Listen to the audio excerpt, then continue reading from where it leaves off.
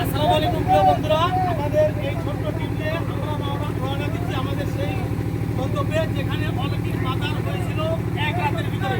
তো মাজারটা আমরা ঘুরে ঘুরে দেখবো, এর জন্য আমরা এই দিকে রওনা দিচ্ছি। পাশেই থাকুন।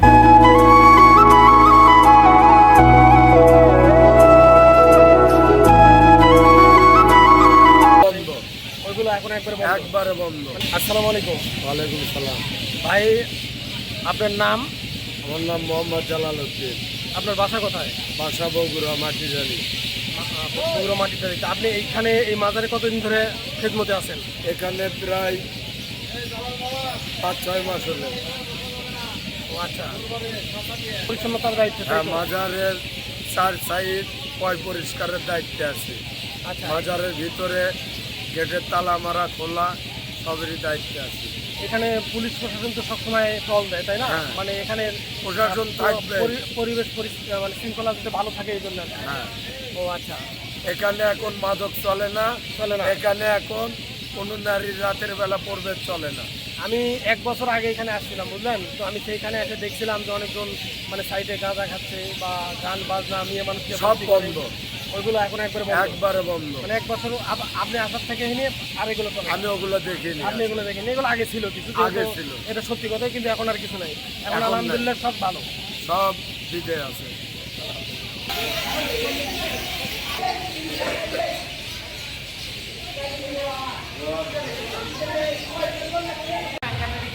আমরা অবশেষে সেই মাজারের সামনে অবস্থান করলাম অনেক কষ্টের পর। তো আমার এই আপা এখানে মূলত প্রায় সময় আসে তার মনের আশা বাসনা কামনা পূরণ করার জন্য। তো আপা, আপনার বাড়ি কোন জায়গায়? ভাঙড়া, পাবনা জেলা, ভাঙড়া থানা, অষ্টমনসা ইউনিয়ন। আমার গ্রামও অষ্টমনসা, 6 নম্বর ওয়ার্ড, 456 সংরক্ষিত আসনের মেম্বার। আচ্ছা, আপনি কতদিন পর এখানে আসেন? না, আমার এই বছরে একবার আসি। বছরে একবার করে আসেন? আজকে এখানে মানত করেন নাকি? মানত না, এমনি আমার অষ্টমনসা আমার কাউন্সিলের ট্রেন 2টা নৌকা আসে। হ্যাঁ। একটা নৌকা একসাথে মাঝার সাথে সাথেই আসা হয়। উনি একটু আগে এসে চলে গেছে। রহিম সাধু রাত ভরা থাকবে, গান বাজনা হবে, পরের দিন চলে যাবে।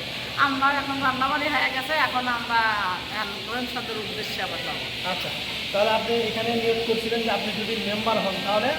আমি একটা খাসি দিয়ে এসে এখানে চিমনি সালাদ করি। তা আপনি মেম্বার হয়েছেন? হ্যাঁ, আমি মেম্বার হয়েছি। মেম্বার কত বছর আগে হয়েছেন? এত চলতেছি মেম্বার। আপনি এখন রানিং মেম্বার? হ্যাঁ, জি। মানে এখানে আপনি বলে গেছেন মানে দরবারে? এর কাছে তো মনে করেন আমি আর্জি জানা গেছি, হ্যাঁ, বুঝছেন। হ্যাঁ, কাজ তো করবে আল্লাহ ওলি, হ্যাঁ। পীর মুর্শিদ, আল্লাহ আমার দয়াল নবী, হ্যাঁ, আল্লাহ কাজ করে। এরাই করবে। হ্যাঁ। কিন্তু এর কাছে আর্জি জানা গেছিলাম, যে- তা আল্লাহ আমার মুখ তুলে তাকাইছে, তাই আমি পাস করছি যে বছর, সেই বছরই পাস করার পরেই আমি এক খাসি নিয়ে এসে এনে চিমনি সালাদ করে গেছিলাম। মানে আমি আগে আসতাম না, আমার এলাকায় সব কাফিলা নিয়ে আসতো, ওই কাফিলার সাথে আমি আসতাম। ও আচ্ছা, তাহলে আজকে খাসি নিয়ে যাচ্ছেন? না, আজকে আনে সেই মানত করছিলাম, সেই কাশি আনছিলাম। ও আচ্ছা, আজকে দিয়ে আমি দিছেন? না আনে, আমরা জবাই করে চিমনি না চিমনি দিয়ে এনে সবাইকে খাওয়া দিয়ে দাওয়া চলে খাওয়া দাওয়া দিয়ে খাওয়া দাওয়া চলে গেছে। তো আজকে কোন নিয়ে যাচ্ছেন? আজকে মনে করেন আমার কাফিলা আসছে নিম্নে 120-30 জন, আর এক নৌকায় আছে একটু পরে 150 জন।